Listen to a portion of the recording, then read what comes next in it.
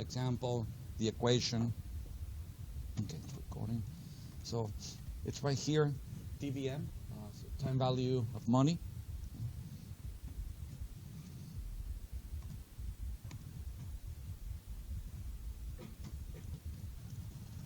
So we'll be doing several things today, calculate future values, present values.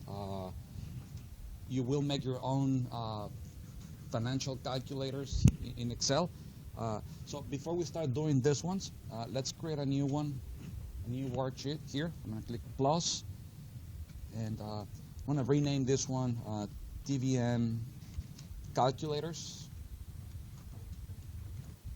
So you can make your own and use it for the exam. And let's make a calculator to do future values, and then we'll do one for the other formula. So if you think about a financial calculator, they have N is the first variable, and then they have IY, or if you have, what do we call it? One of this I%, but it's the interest. And then let's add this one, PY, it's payments per year. And then they have present value, payment, and future value. Now, because you can do ordinary annuities or annuity dues, in Excel that is called type.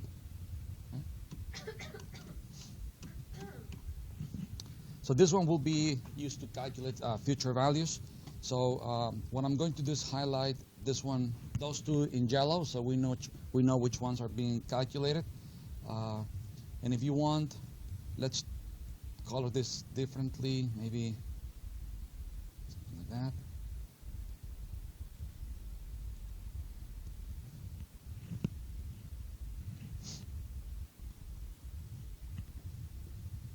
So let's say that we have, let's do this for 10 years. So I'm going to do N equals 10. Let's use simple numbers, 10% for the rate. Payments per year, let's do it one payment per year. So the compounding frequency will be one time per year. The present value, we put money in the bank. Let's put $1,000. And for now, let's ignore the payment, so let's make the payment 0. And then type 1. Is it 1 and 2? We'll do that in a second. So future value equals future value. You open the parentheses, and then it's asking you for the rate first. So we'll click on the IY. And then if you want to make this calculator flexible for different compounding frequencies, let's divide the IY by the PY. If you do this on a semi-annual basis, what do you have to do to 10%? Divided by 2, so you can have 5% and 5%. So that's the reason for that. And then we put a comma. It's asking for N. So let's click on N. And again, let's multiply by the PY, because if it's on semi-annual, then it will be 10 years times 2 payments per year is 20 periods, comma. The payment is right here, comma, present value. If we assume that we're making a deposit, let's put a negative sign there and click on the 1,000, comma, and then it's asking for, okay, so 0 is end of the period, that's the ordinary annuity, and 1 is beginning. So click on type, and then we'll put a number in there. And then you can close the parentheses. So let's make them 0.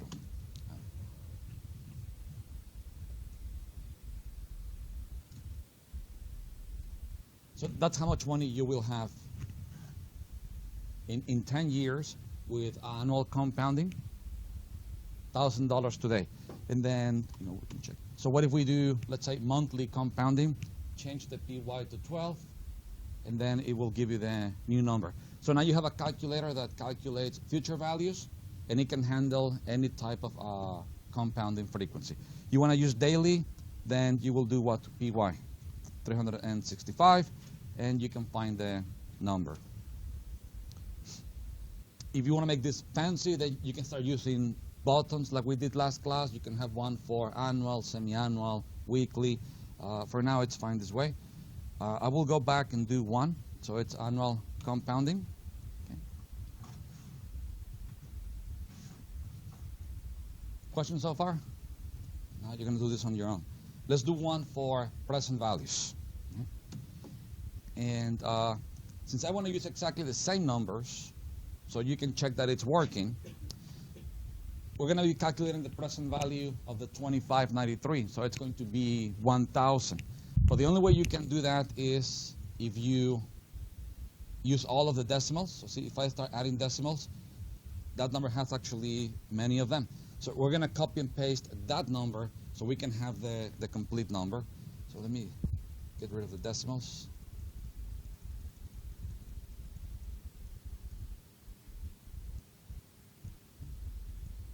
So let's do this. I'm going to copy all of that.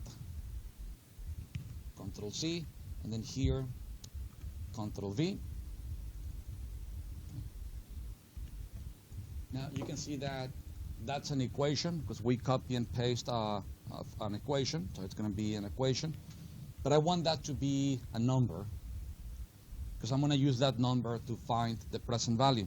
So you're going to do the following. You do Control C, or you can click on the copy option here, okay?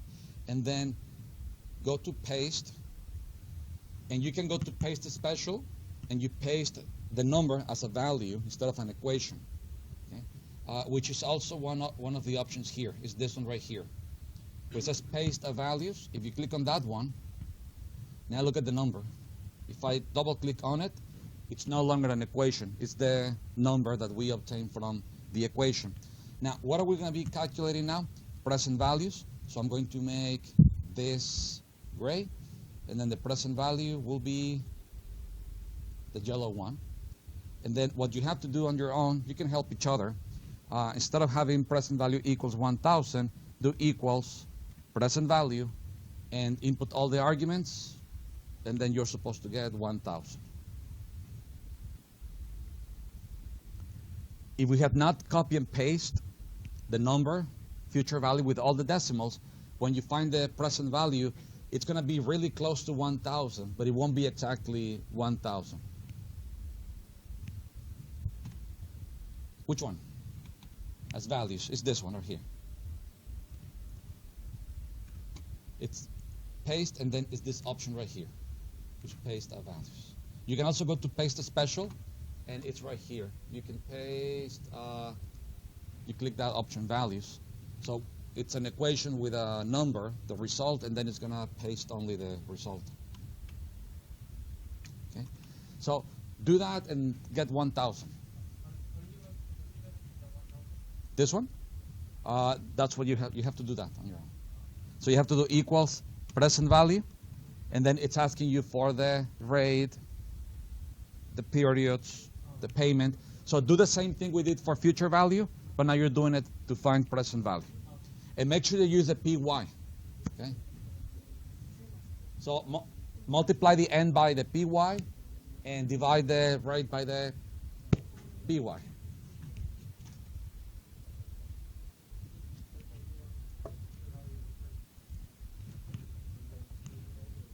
Yeah, right here, the C8.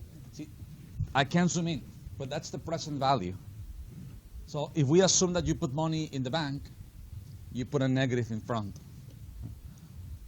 Without the negative, look what's going to happen. Let me erase the negative.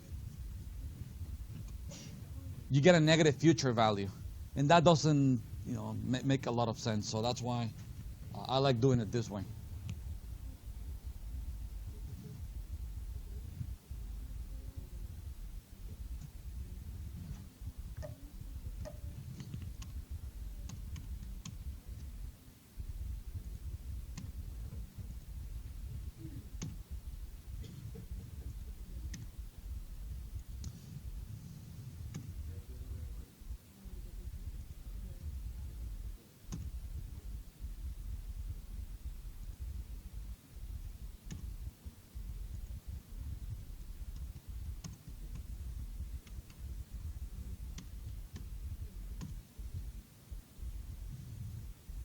Okay, so I got $1,000.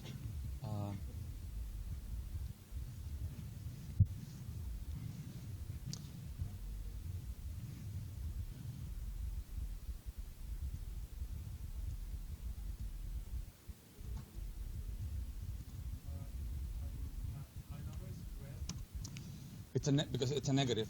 Because in time value of money, if you make the future value negative, then the present value will be positive, and vice versa. So what I did in the equation, I put a negative in front of the present value. So whatever I get from the present value equation times the negative, it'll make it positive. Okay? Those little tricks. If you guys are done finding the present value, copy and paste again the whole thing, but now you have to find the n. So make a new calculator for n, and then make a calculator for, I guess so. One for n.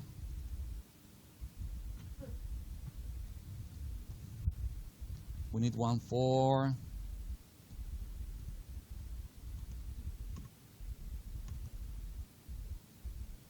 the interest.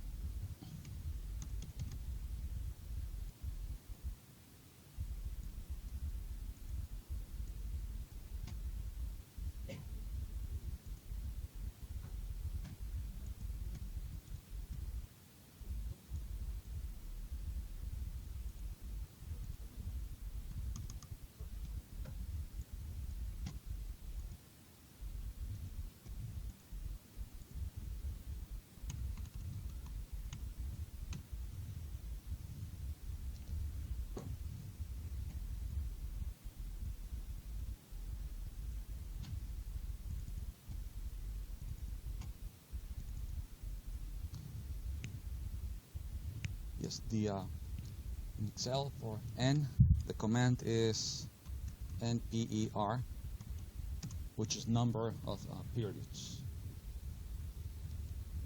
And for the interest, the IY, the command is called rate.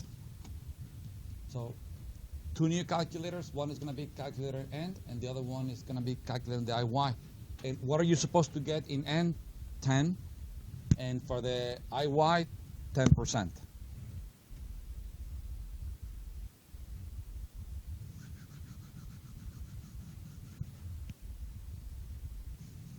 Make sure you're using for present value 1,000, exactly 1,000.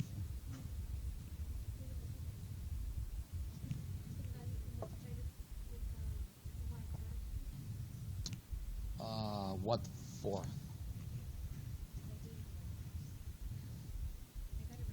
Which one are you doing, the n or the? No, I'm doing it and but going back to the present value to verify the This one right here? yeah. Well, I use the PY.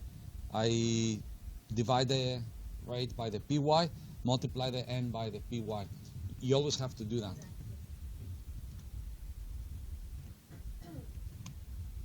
Reason being, n is not the number of years, it's number of periods. So if you have annual compounding, it's one payment per year. So in 10 years, you have 10 payments, so they match. But semi-annual, 2 payments per year, 10 years, 2 times 10 equals 20 payments during the 10-year period. You know, monthly will be 120 payments. And that's why you have to multiply the n by 120 and divide the IY by 12, or the PY, so you can have the monthly compounding, weekly compounding, daily compounding. If you don't do that, it's not going to give you the right answer.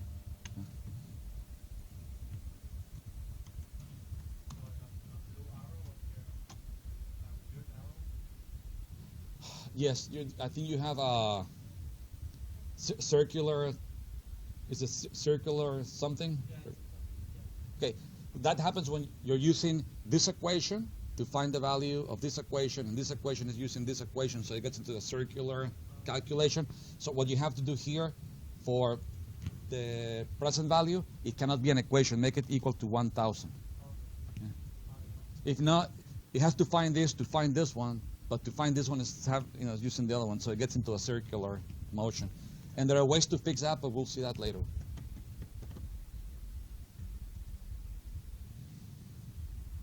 For these calculators, only one variable can be an equation. If you have two variables equal to an equation, it gets into that circular motion, and you can't find it. So it will be NPER. It's asking me for the rate.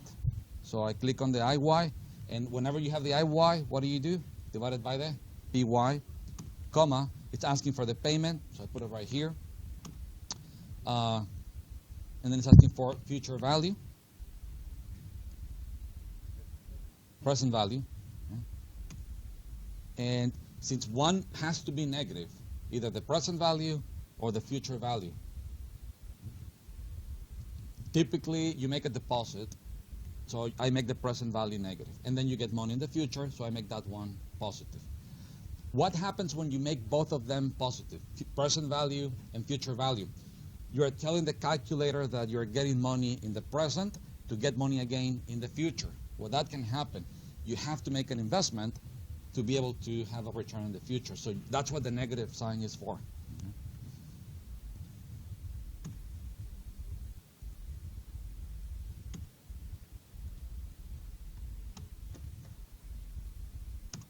So I get 10. Okay? And one way you can check, see, if I add decimals, it is equal to 10. It's not 10.01 or 9.99999. It's equal to 10. So I'm using all of the decimals. And then we need an equation for the IY, which has to be 10%.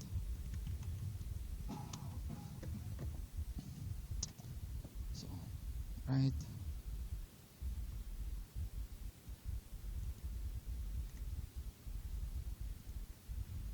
Who's having trouble? I hear a bell going off. Let me see who's smiling. That way I can find you. Right.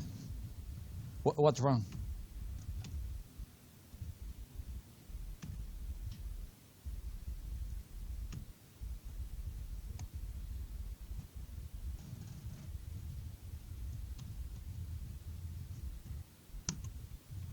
I get 10% for the IY.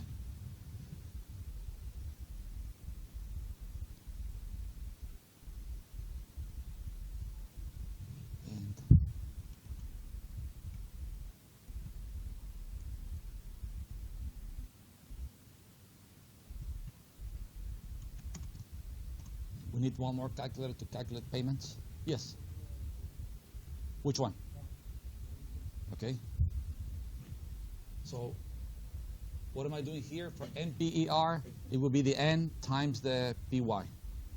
Always multiply the N by the PY. Then comma, payment, so I click on payment, comma,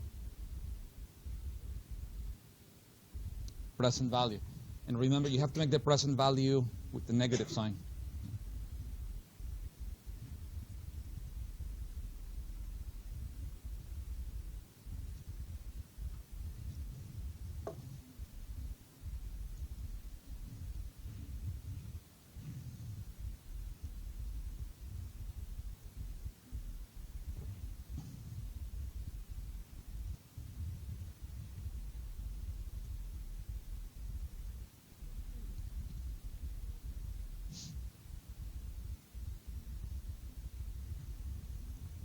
Do you see that the rate command has a guess option? Okay. The very end, which you don't have to use. It has very few applications. When we do capital budgeting, sometimes you can have 2, 3, 4 IRRs. So you can help Excel to guess which one. That's what it's for. But for now, just ignore the guess. And that's what guess is in brackets. It means it's optional. If you can input a number, you do.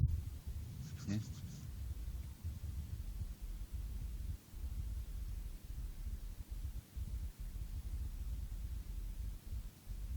Right. Yeah, future value, type, and guess, all three of them are optional. So if you don't input anything for those three variables, you can still calculate the rate.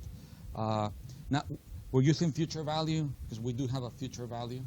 And then type is for annuity due or ordinary annuity, which we'll use in the payment. And the last one is optional. Okay.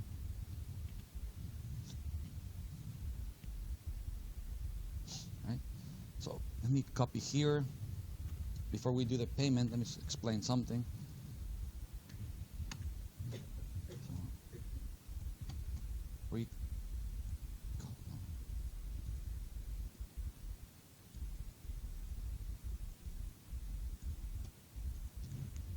here make it 10%.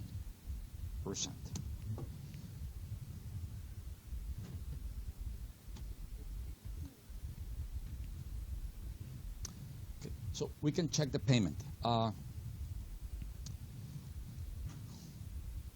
When you guys took your managerial finance class or the principles of a finance class, when you're making deposits or you're making payments, if the payment is always the same, like in a mortgage loan, it's always the same payment, then we call that a annuity, right? Because in an annuity, the payment is the same. But you can make payments at the beginning or you can make payments at the end of the period.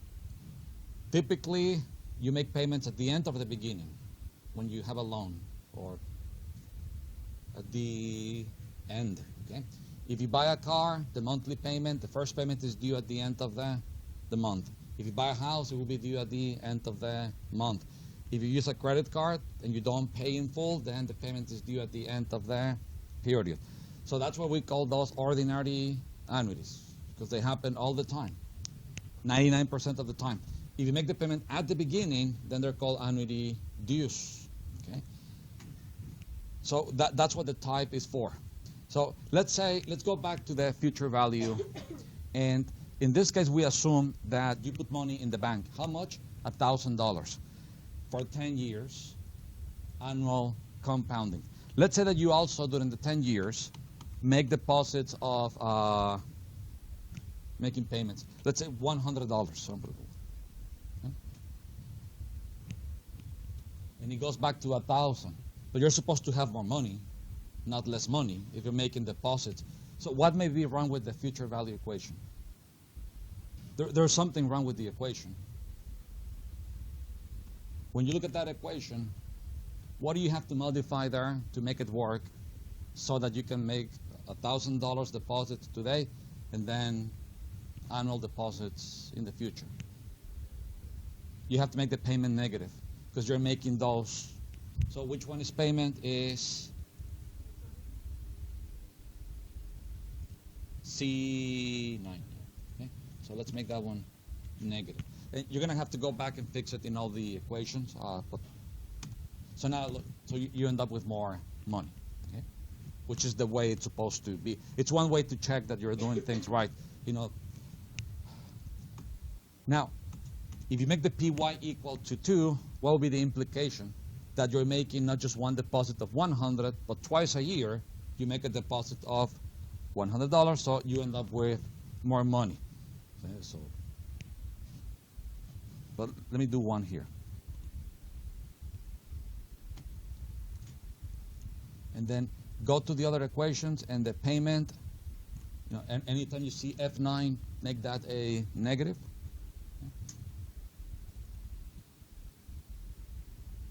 Well, this one you're looking for that. So.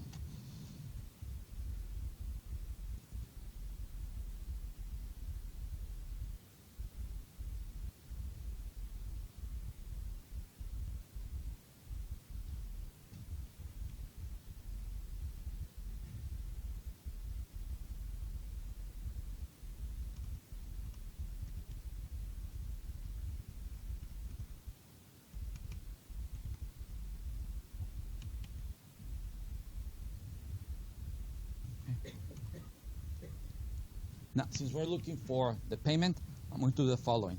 Click on the 4,187, copy, and then go to future value in the payment calculator, and then paste the value.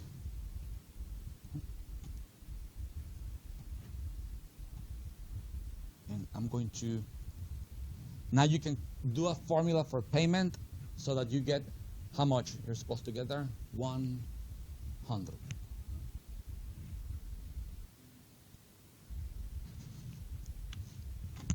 Because in the future value calculator, if you deposit 1,000 and payments of 100, what is going to be the future value? That number. So now we have that future value. We still have the deposit of 1,000. So what is the payment to be able to accomplish that? In Excel, the equation is PMT. So open the parentheses, and then again populate all of the arguments.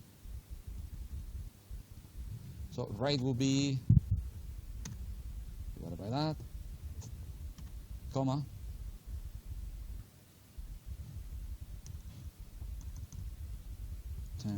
by that, comma, and then n is n times the PY, comma, present value, put a negative, right?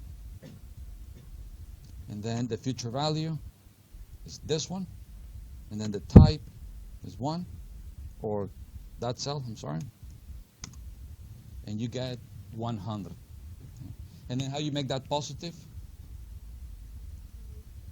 You put a negative in front of the payment. So Excel, in that case, is going to do everything inside the parentheses. It finds the payment, and then it multiplies the result by the negative. And so you get a positive 100. Right?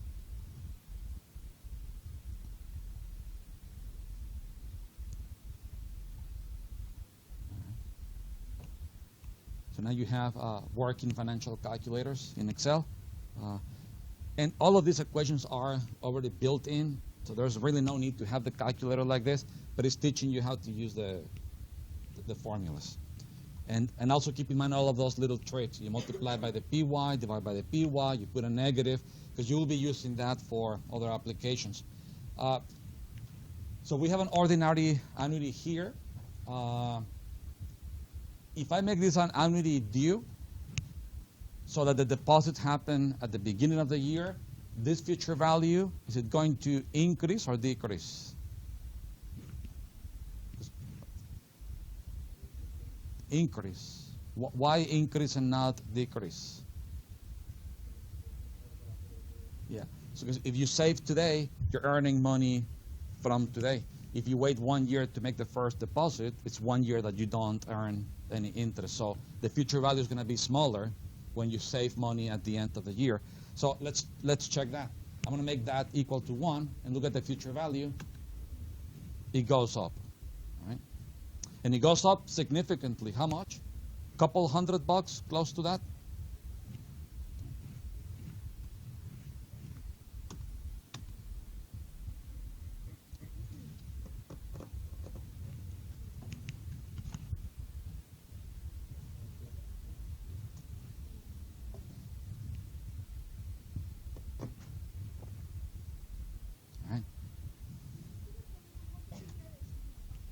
Which one? Payment? Before the payment function, put a negative.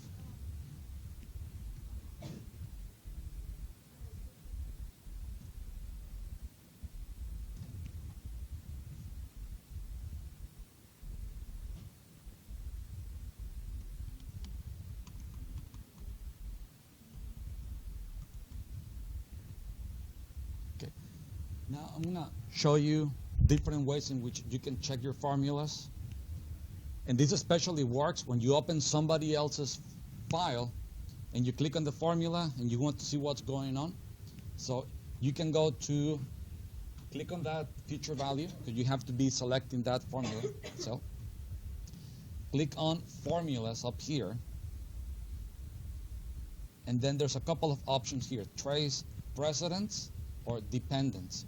So in this case, let me see, if I click precedents, it puts all of those lines.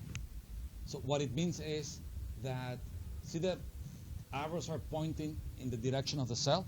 It means that this formula is using all of those cells to calculate that number, 4187. So, in this case it's easy because they're all in the same box, but sometimes you have them all over the place, so it'll tell you where they're coming from so you can see what cells are going to be using in the calculation. Once we develop more complex models where you have stuff all over the place, you'll see the use of all of those arrows. Okay? And then you can remove the arrows. And the other option, dependents, in this case, there are no dependents because that formula is not being used anywhere else. But if you were using that somewhere else, it will tell you this number is being used over there. Okay? Not only within this one.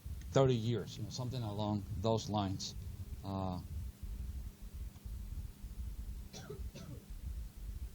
So what's going to happen is if I click on that number, on that cell, you're letting the user know the number cannot exceed 30 years. And if they input 31, they can still do that, but they get that error. So let's input, I don't know, 20. Okay? Now, you can customize the error, the warning. So to do that, again, I'm clicking on the 20, go to data validation. So we have the settings here, and then we have the input message. So when you click on the cell, and then error, you want this to stop, to give you a warning. Let's say you want to give warning. What do you want to do as a warning? It can be nice to them. Can you read, idiot? No, I don't know.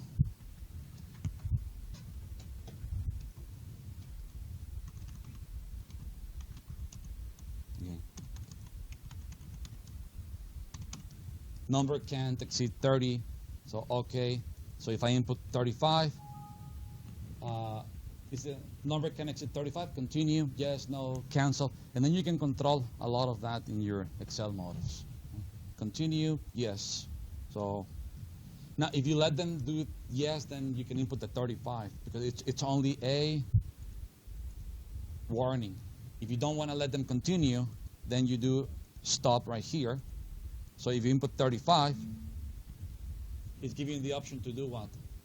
Retry. So you can input something else. But if you go 40, it'll give you that. Until you input something that is within your limits. If you do the warning, it's going to let you do the 35, 40 years, and it'll do the calculation. It's just customizing your model. Okay?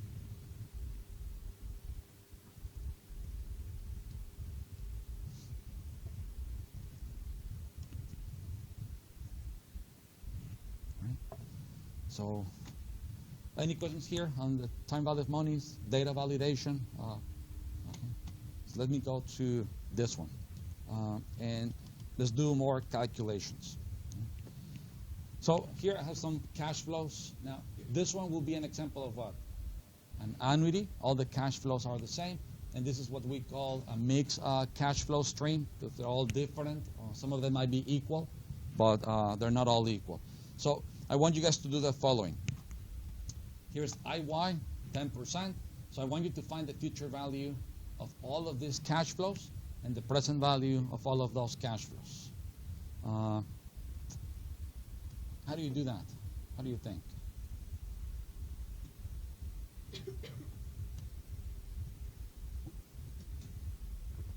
Let's begin with future value. How do we find the future value of all of these numbers? Because if we use well, that's an annuity. We could use a calculator that we just developed. But if you don't have a calculator set up here, let's do this. Equals future value. Okay. And then it's asking you for the rate. So I'm going to click on the 10%. Now, we're going to be using that 10% every step, right? So we're going to lock the B17 with F4. Okay. And then put a comma. And then how many periods are you going to be compounding the money? That's in present value. It's going into the future how many times? 10. So how do we do that? Because if I click on the 10 like that, what's going to happen when I copy the equation down? It's going to use 16, but I need to use...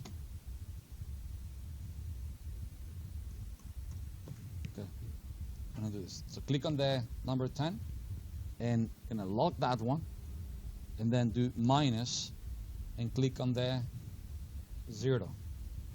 So what is that doing? If you evaluate the equation, it is doing 10 minus 0 equals 10. So how many times is that going to compound the money?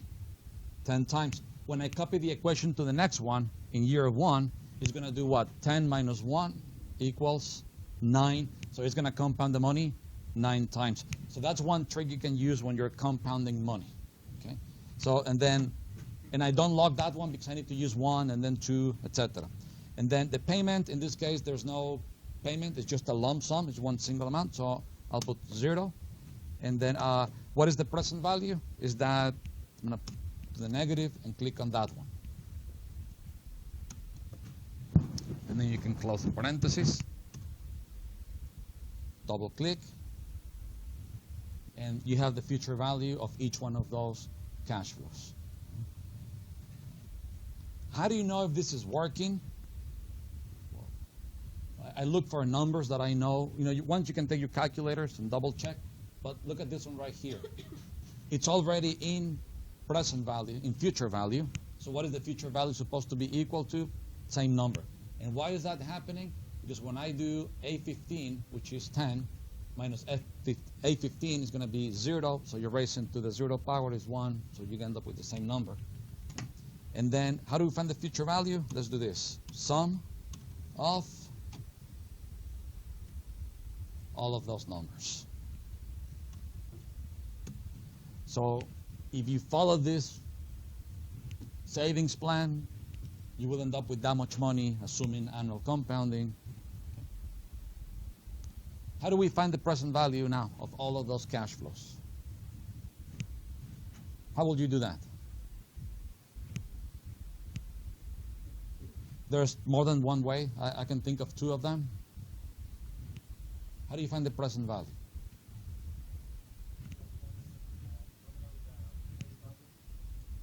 This one. So you find present value using that. So we can do here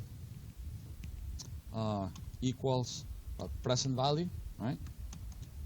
And then what is the rate? 10%, comma. What is n equal to? 10, comma, payment. There's no payment. And then, comma, you click on the future value. Close. So that would be the present value. Now to make that positive, put a negative.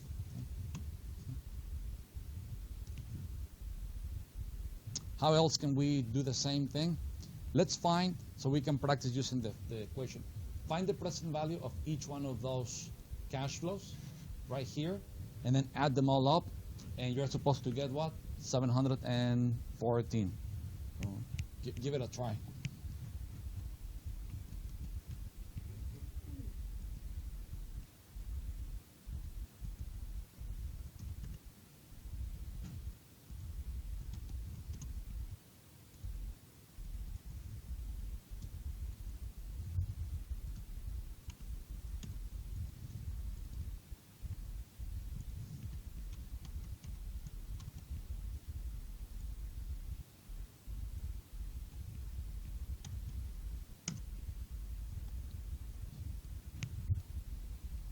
I add them all up, and I get the same number.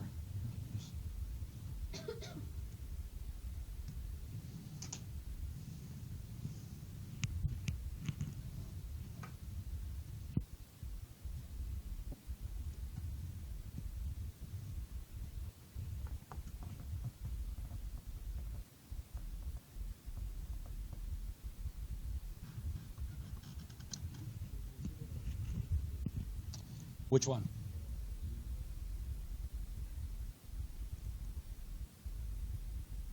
B17 is the 10%, A5 is N, and then no payment, and then I put minus B5, so that's the future value.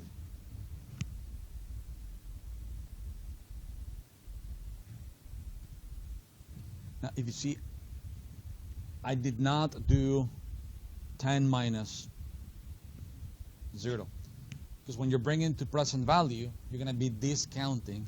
So how many times did you discount that cash flow? 0 times. It's already in present value. And then this one, it's 1 time.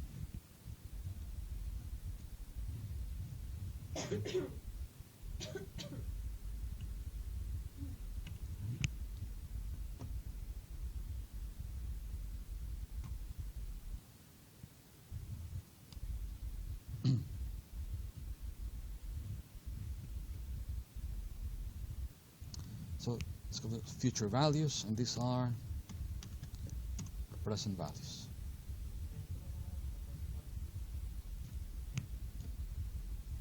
Don't just copy the equation. See what's going on there. Excel is telling you here, you do present value. What are you supposed to input first? Right, so you click on the 10%, and then you have to follow that by a comma. And then it's asking for NPER, which will be year.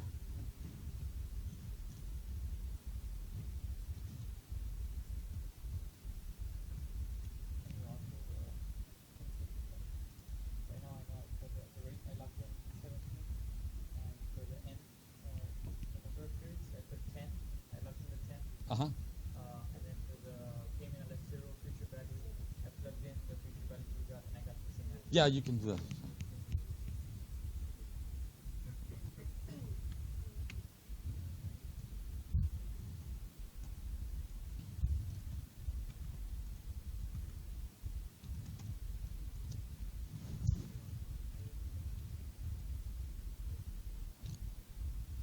Let me.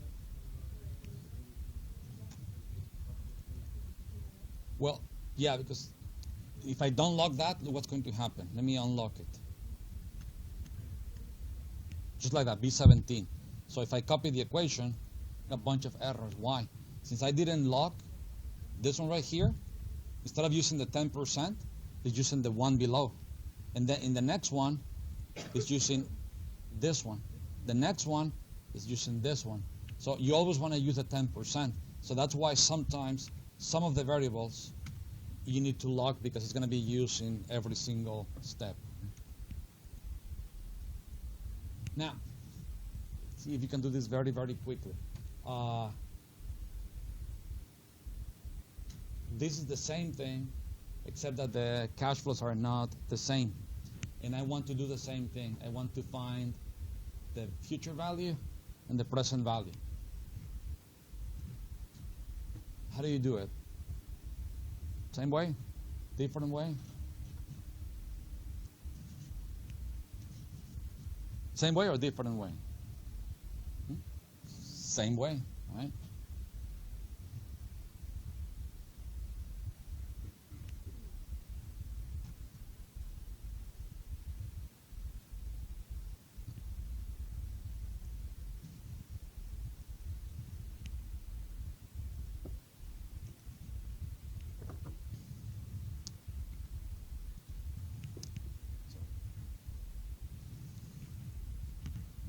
Do it on my own.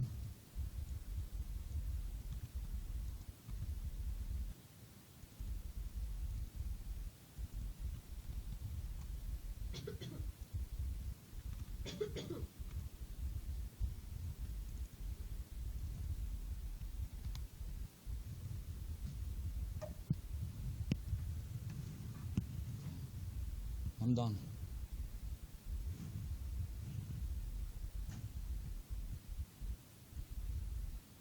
And I didn't type anything. How did I do it so quickly?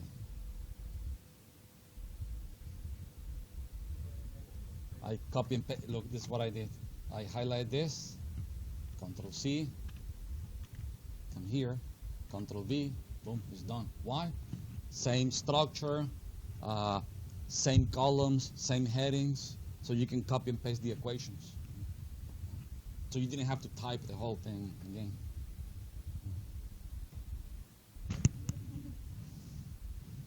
See how this follows exactly the same structure? You know, you have your columns are years and cash flows, and then future value and present value. So if this equation works for this section of the Excel, all you gotta do is copy and paste. Yeah, it's using this one. So if you want to fix that, you can just replace the B with G. Something like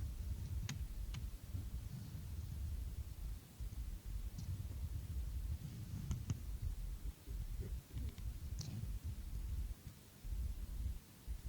So the objective of what I did is to show you, once you put equations in Excel, and you have the same structure in your columns, rows, in your models, then you can copy and paste. And the reason why I teach you that is when you're building models, it pays off to be consistent. You know, if you're all over the place all the time, every time you do something, it's different. It's going to take you a lot of time because you have to, from scratch, do the whole thing.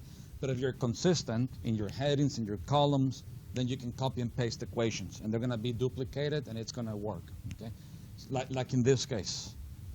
Now, if I had done this present value in this column, future value, I can copy and paste because it's different. Now I have to retype all of the equations. Okay, so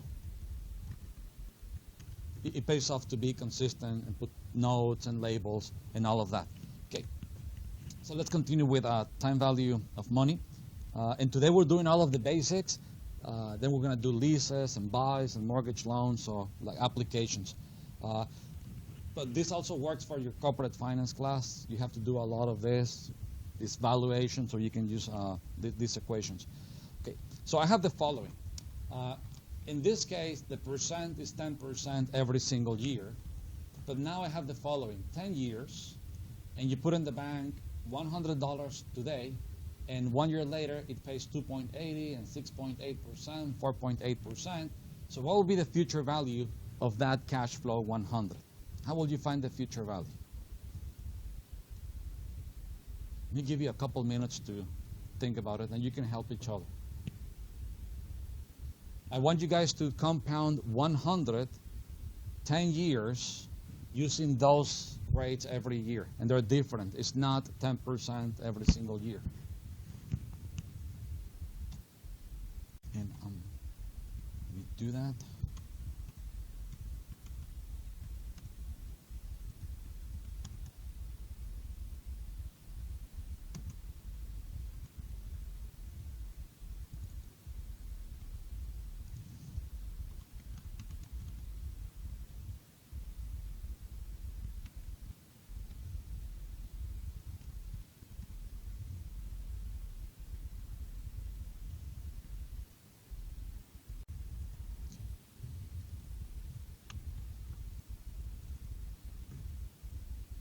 And that's the. Now, Excel doesn't have a present value schedule function. When you bring monies from the future to the present, there's no way of knowing, what rate you're going to be using along the way. So,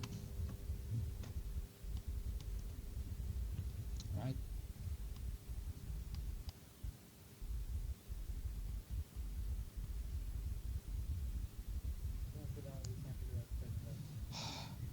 Well, because what rate are you going to be using? You can't use. You might want to use the average maybe, but even then it's not going to be exactly back to 100. When you use the same rate every year, you can go back and forth, future value, present value, and always get the same number. But in this case, to bring to present value, you have to discount this one year at 2.40 and this one at 6.80 and go back every, step by step.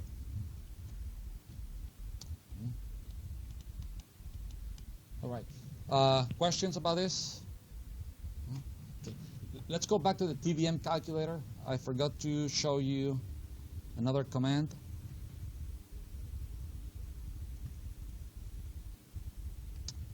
And we're going to apply this to the interest rate.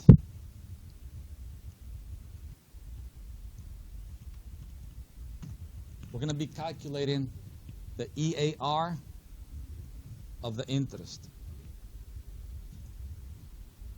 What is EAR? It stands for what? Effective annual rate. And what is that concept? Let's do that here. Review, new comment, EAR is effective annual rate.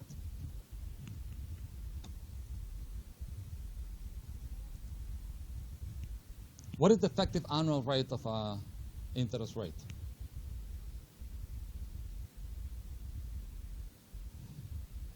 put it this way.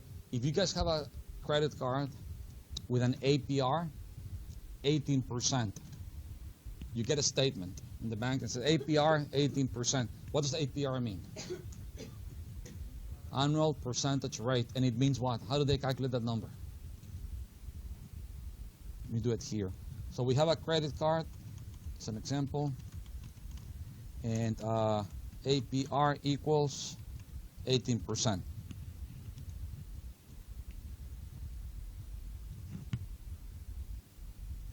So if one of your friends, maybe a family member, they bring to you because you study finance their statements, and they tell you APR 18%, and they ask, can you explain this to me? Now you're going to be able to do that. What does it mean, APR 18%? You're paying 18% for the year. Do you pay more or less than the APR? You actually pay more. Why? Because of the compounding effect of money. So the way they find APRs is different, like this. APR equals periodic rate times number of periods per year.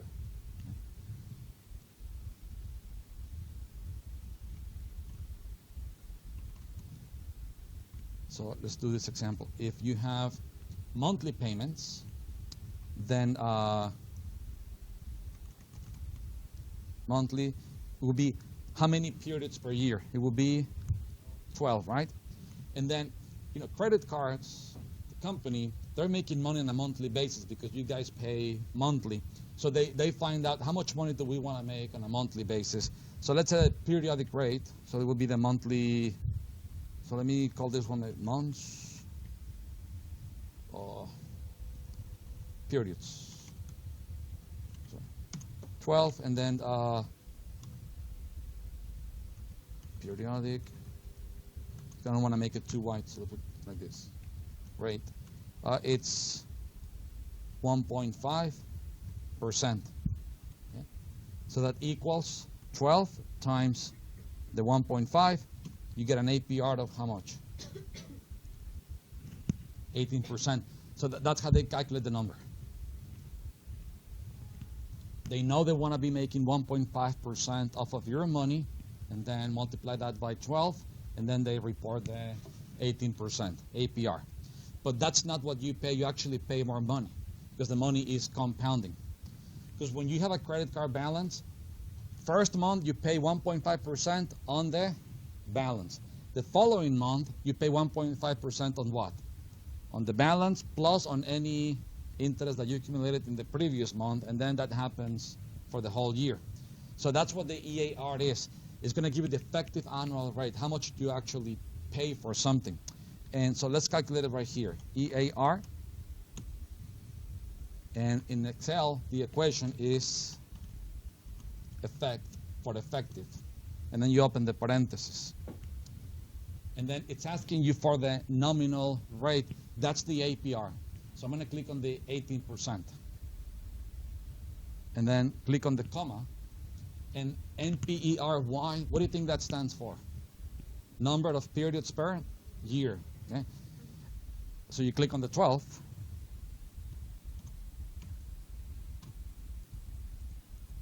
So you actually pay 19.56% per year, not 18%. Add decimals.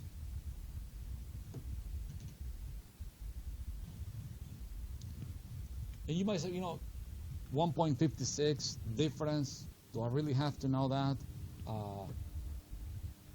The way time value of money works is the longer you finish paying off, it begins to compound.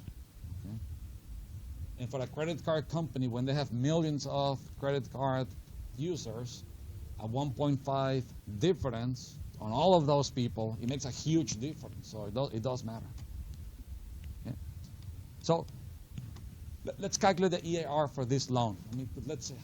So it will be equal to effective, and then in this case the APR Because when you go to a bank, they always give you the quote, is the APR. So I click on the 10%, comma, and then the MPERY will be the PY, and close the parentheses. And we get 10%. Why? Because we're doing payments per year is 1. So when that happens, APR, EAR are going to be exactly the same. Okay? But, so we can test the model. Let's make these monthly payments, because typically you're making monthly payments. So 12 PY. Oh, it's not working.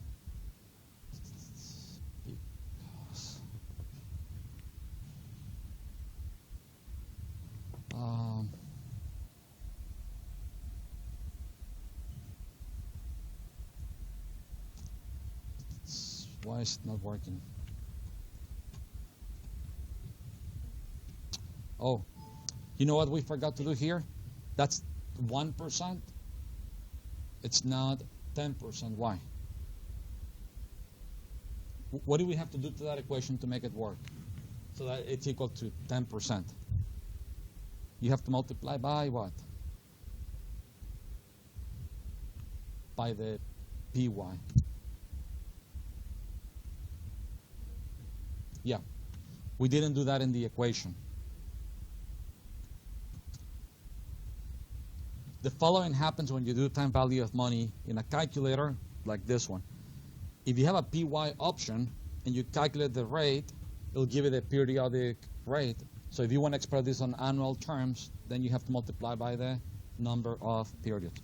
So with rate, you always multiply by that. Okay? ER.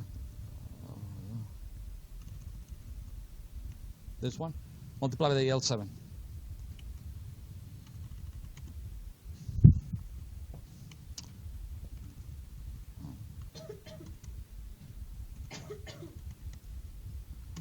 How come it's not?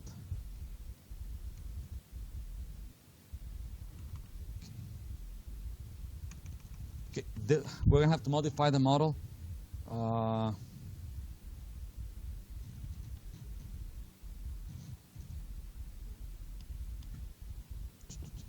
It's not working here because we're multiplying by the PY already, so it's giving that.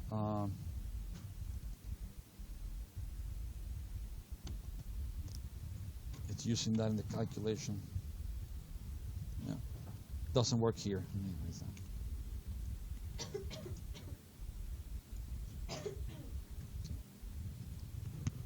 gonna stick with this. So EAR.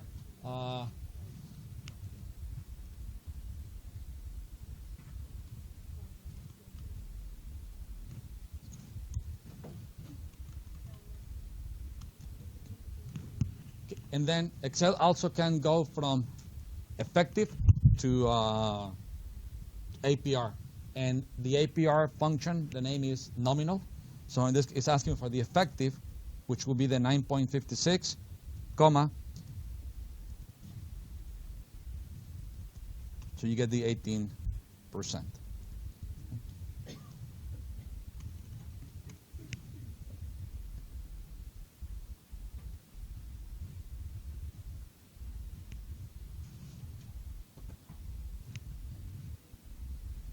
Stop here.